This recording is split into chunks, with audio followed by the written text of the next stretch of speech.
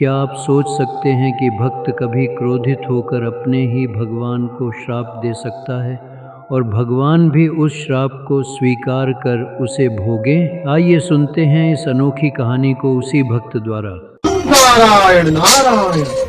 मैं हूँ नारद, देवऋषि नारद, श्री हरि विष्णु का एक भक्त, अनंत युगों का यात्री। आज मैं तुम्हें अपनी एक कथा सुनाना चाहता हूँ। जब मैंने श्री हरि विष्णु की माया के अधीन होकर उन्हें ही श्राप दे दिया था, उन्होंने अलौकिक माया रची मेरा अहंकार नष्ट करने के लिए।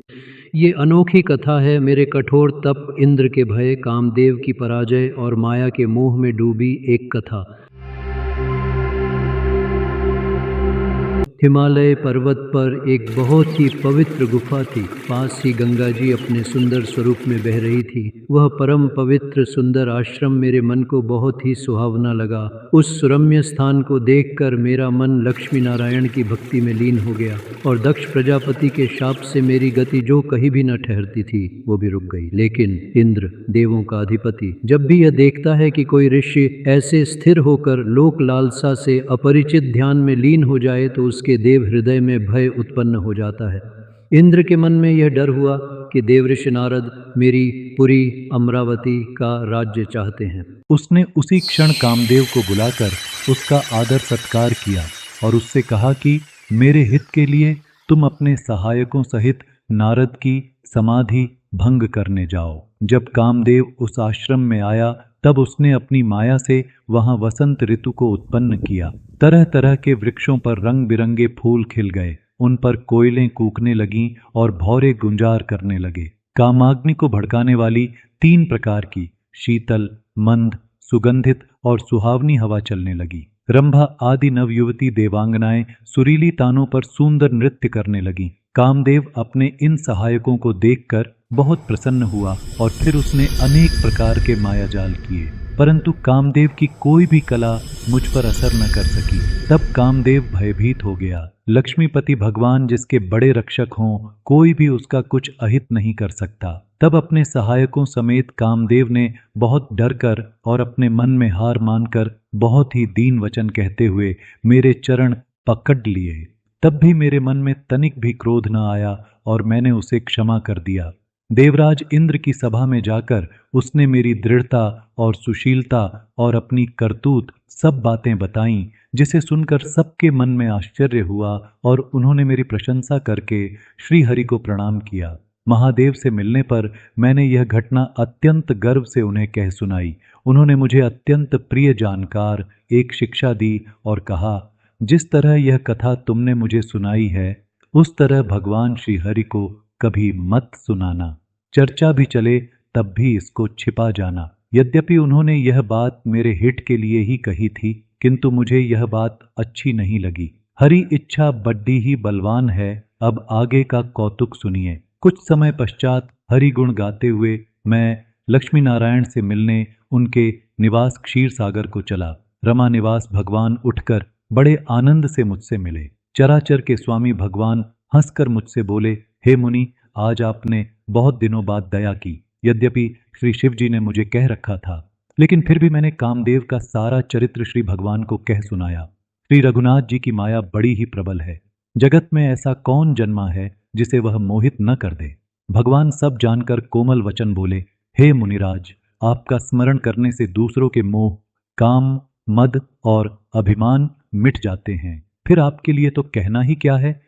तब मैंने अभिमान के साथ कहा, भगवान, यह सब आपकी कृपा है। करुणा निधान भगवान ने समझ लिया मेरे मन में गर्व के भारी वृक्ष का अंकुर पैदा हो गया है। मैं उसे तुरंत ही उखाड़ फेंकूंगा। मैं अवश्य ही वह उपाय करूंगा जिससे मुनि का कल्याण हो। जब मैं वहां से चला तो श्री हरि विष्णु ने अपनी माया से रास्ते में 100 योजन यानी कि 400 कोस का एक विशाल नगर रच दिया। उस नगर की भांति भांति की रचनाएं लक्ष्मी निवास भगवान विष्णु के नगर वैकुंठ से भी अधिक सुंदर थीं।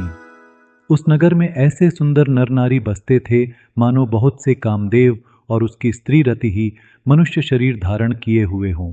उस नगर में शीलनिधि नाम का राजा राज्य करता था, जिसके यहाँ असंख्य घोड़े, हाथी और सेना के समूह थे।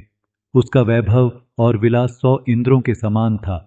उसके विश्वमोहिनी नाम की एक ऐसी रूपवती कन्या थी जिसके रूप को देखकर लक्ष्मी जी भी मोहित हो जाए। वह सब गुणों की खान भगवान की माया ही थी। वह राजकुमारी स्वयंवर करना चाहती थी, इससे वहां अगणित राजा आए हुए थे। चलते हुए मैं भी उस नगर में पहुंच गया और नगरवासियों से सब हाल पूछा।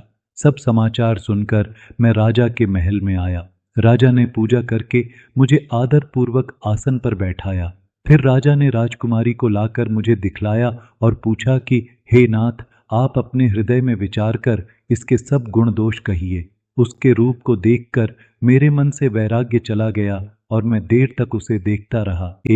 उसके लक्षणों को देखकर मैं समझ गया कि जो कोई इसे ब्याहेगा वह अमर हो जाएगा और रणभूमि में कोई उसे जीत न सकेगा। यह शीलनिधि की कन्या जिसको वरेगी, सब चराचर जीव उसकी सेवा करेंगे। अब मेरे मन में यही अभिलाषा थी कि मैं जाकर सोच विचार कर अब वही उपाय करूं जिससे यह कन्या मुझसे ही विवाह करे। इस समय जब तब से तो कुछ हो नहीं सकता। हे विधाता, मुझे यह कन्या किस तरह मिलेगी? एक काम करता हूं कि भगवानों से सुंदरता मांगता हूं। तब मैंने भगवान की बहुत प्रकार से विनती की। फिर लीलामय कृपालु प्रभु वहीं प्रकट हो गए। स्वामी को देखकर मैं बहुत ही हर्षित हुआ कि अब तो काम बन ही जाएगा। मैंने भगवान से सहायता की प्रार्थना की। हे प्रभु, आप अपना रूप मुझको दीजिए। हे नाथ, जिस तरह मेरा हित हो आप वही शीघ्र कीजिए। मैं आपका दास हूँ। अपनी माया का विशाल बल देख दीन दयालु भगवान मन ही मन हंसकर बोले, हे नारद जी, सुनो, जिस प्रकार आपका परम हित होगा हम वही करेंगे, दूसरा कुछ नहीं। भगवान की माया के वशीभूत हो मैं ऐसा मूढ़ हो गया कि भगवान की स्पष्ट बात भी नहीं समझ सका। मैं तुरंत स्वयंवर वाले स्थान पर चला। सभी राजा गण खूब सज धज कर अपने अपने आसन पर बैठे थे। मैं मन ही मन प्रसन्न हो रहा था कि मेरा रूप तो बड़ा ही सुंदर है, मुझे छोड़ कन्या भूलकर भी दूसरे को न वरेगी। लेकिन मुझे ये पता नहीं था कि कृपा निधान भगवान ने मेरे कल्याण के लिए ऐसा कुरूप बना दिया कि जिसका वर्णन नहीं हो सकता। पर यह चरित्र कोई भी न जान सका। सबने मुझे नारद समझकर ही प्रणाम किया। वहां 2 शिवजी के गण भी थे। वे सब भेद जानते थे और ब्राह्मण का वेश बनाकर सारी लीला देखते फिरते थे। मैं अपने हृदय में रूप का बड़ा अभिमान लेकर जिस पंक्ति में ये दोनों ब्राह्मण वेश धरकर बैठे थे उस पंक्ति में जाकर बैठ गया।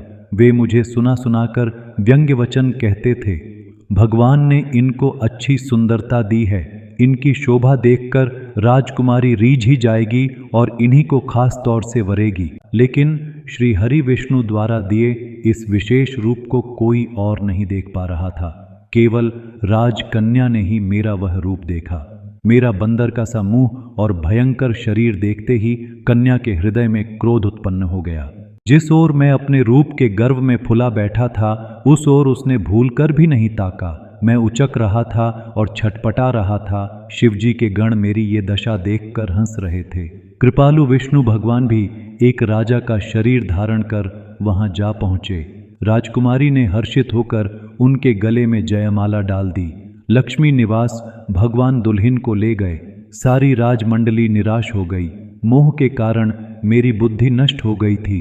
इससे मैं राजकुमारी को देख बहुत ही विकल हो गया। तब शिवजी के गणों ने मुस्कुराकर कहा, जाकर दर्पण में अपना मुंह तो देखिए। ऐसा कहकर वे दोनों बहुत भयभीत होकर भागे। मैंने जल में झांक कर अपना मुंह देखा।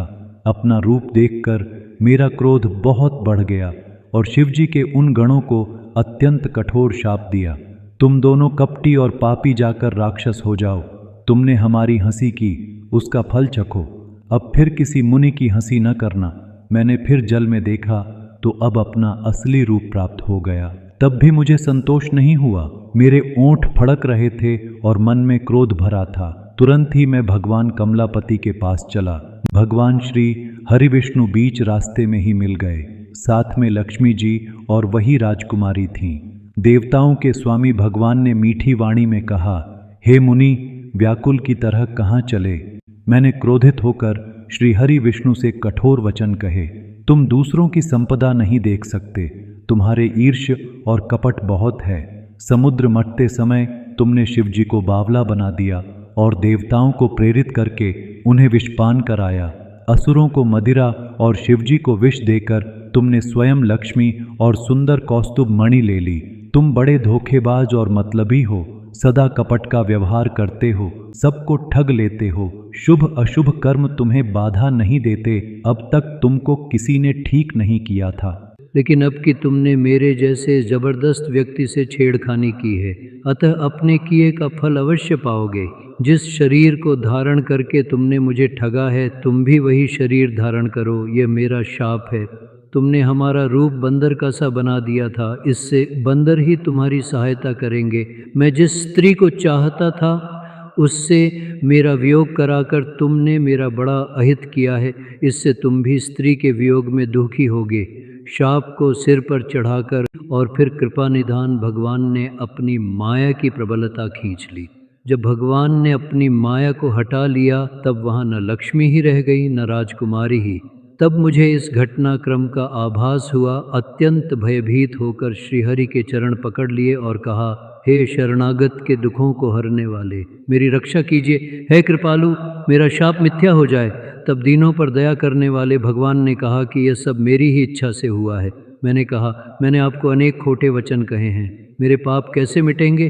भगवान ने कहा, जाकर शंकर जी के शत नाम का जप करो, इससे हृदय में तुरंत शांति होगी। शिव जी के समान मुझे कोई प्रिय नहीं है, इस विश्वास को भूल कर भी न छोड़ना है। अब मेरी माया तुम्हारे निकट नहीं आएगी। बहुत प्रकार से मुझे समझा बुझा कर ढाढ़स देकर तब प्रभु अंतर्धान हो गए।